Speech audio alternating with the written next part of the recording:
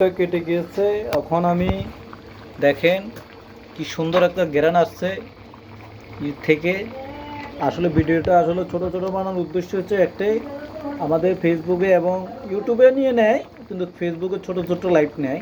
এই কারণে আমি ছোট লাইভ করছি, তাই আপনারা লাইনে থাকেন। লাস্টে হওয়ার পরে আমি ওঠানোর পরে দেখানোর পরে দেখবেন।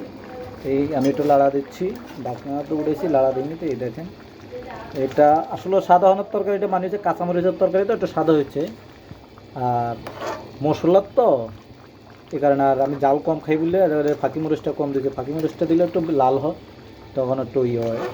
তাই দেখেন, তা একটু বড় কড়াই হইলে ভালো হইতো, ছোটো কড়াই তো আসলে যাক চলবে, সমস্যা নেই। আমি একটু ডিম করে দিই, ঝোলটা একটু টানো। হ্যাঁ, কমাই দিচ্ছি, ঝোলটা একটু কমো। আসলে খাওয়ার পরে বোঝা যাবে তেল ছাড়া তরকারিটা আসলে কী একটা সুস্বাদু। তখন বুঝবেন না, বুঝে যারা এরকম পাক করবে তারা বুঝবেন। মা চাষিরা যারা আছেন এবং ভাই বোনেরা যারা আছেন এভাবে পাক করবেন, তেল ছাড়া আপনার কোনো দিনও গ্যাস্ট্রিক হবে না। তাই আমি বলছি, এই এখানে ছোট বিজ্ঞাপন রাখছি, 1 মিনিট 20 সেকেন্ডের মতো হবে, রাখি। আসসালামু আলাইকুম রহমতুল্লাহি ওয়া বারাকাতুহু।